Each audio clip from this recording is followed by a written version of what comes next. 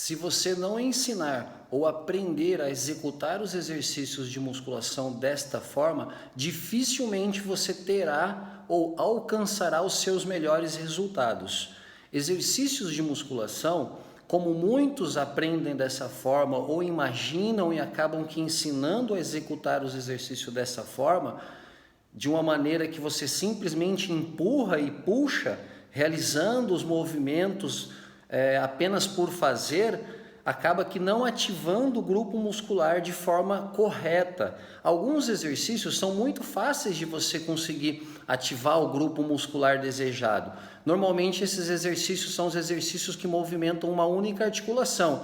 Por exemplo, o bíceps braquial, o tríceps braquial, o quadríceps, que é o músculo da coxa, os posteriores de coxa, a panturrilha. Esses exercícios são muito fáceis de ser executados e sentir o trabalho, a atuação de uma contração muscular forte nesses músculos que são os músculos idealizados para se praticar, para se treinar durante aquela sessão. Porém, alguns outros grupos musculares acabam se tornando muito mais difícil de ser ativado.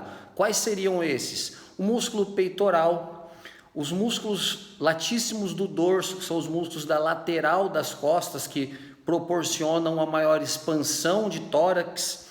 O músculo glúteo, por exemplo, muito almejado aí pelo sexo feminino na prática da sessão de treinamento. Porém, a maioria das mulheres acabam que treinando coxa, querendo ativar bastante o músculo glúteo durante a mesma sessão, mas não alcançam essa ativação. Ou seja, no dia seguinte, não fica com esses grupos musculares, com o glúteo dolorido. Acaba que ativando durante a sessão de treino muito mais o quadríceps e o posterior de coxa, adutores, que são a região mediana da coxa, e com isso acaba que não tendo um bom desenvolvimento, hipertrofia e aumento do volume desse músculo. Então você precisa necessariamente aprender ou a executar os exercícios de musculação da forma correta, tá? Então uma dica aí aos professores de musculação e para quem pratica musculação: no mínimo, quando você vai ensinar ou executar os exercícios de musculação, procure saber primeiro qual é o músculo mais importante a ser ativado.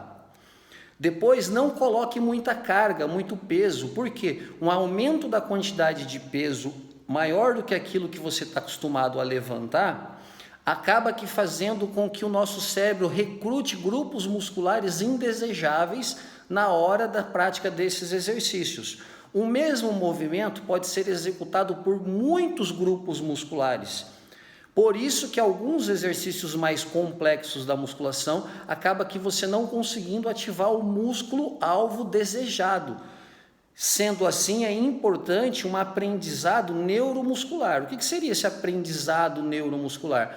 O que o próprio nome já está falando. Neuro vem do sistema nervoso central. Como é o nosso cérebro que ativa o comando da contração muscular, o nosso cérebro precisa aprender um caminho, naturalmente um caminho propriamente dito, já que o estímulo nervoso central vai correr pelos neurônios e assim chegar até a fibra muscular. Mas qual fibra muscular ele vai acabar chegando esse estímulo? Então o cérebro precisa encontrar um caminho, e a forma mais simples de você encontrar esse caminho na realização dos exercícios é concentrando, é alternando o foco muscular, é tentando sentir. Não existe uma forma didática correta de se explicar. Não tem como falar para o seu cérebro: cérebro, contraia o glúteo na hora do agachamento, cérebro, contraia mais o glúteo na hora do leg press, ou cérebro, contraia mais o meu peitoral na hora de um exercício de supino, por exemplo. E com isso ele acaba aqui no supino ativando mais os músculos deltoides, e o tríceps braquial do que na realidade o peitoral. Então é importantíssimo, no mínimo, você se preocupar com qual grupo musculares, e cada um procurar o seu caminho. Não tem uma forma específica de ensinar. A melhor abordagem é essa, concentra naquilo. Se você não conseguir na primeira sessão de treino, não desista, tente na segunda, na terceira, até você conseguir uma forma de conseguir recrutar fortemente aquele grupo muscular. Lembrando sempre que o seu maior inimigo para encontrar esse caminho de uma contração muscular no músculo-alvo é o excesso de peso. E toda vez que você não estiver conseguindo atingir esse músculo-alvo, o que você mais tem que fazer, a primeira atitude é reduzir peso.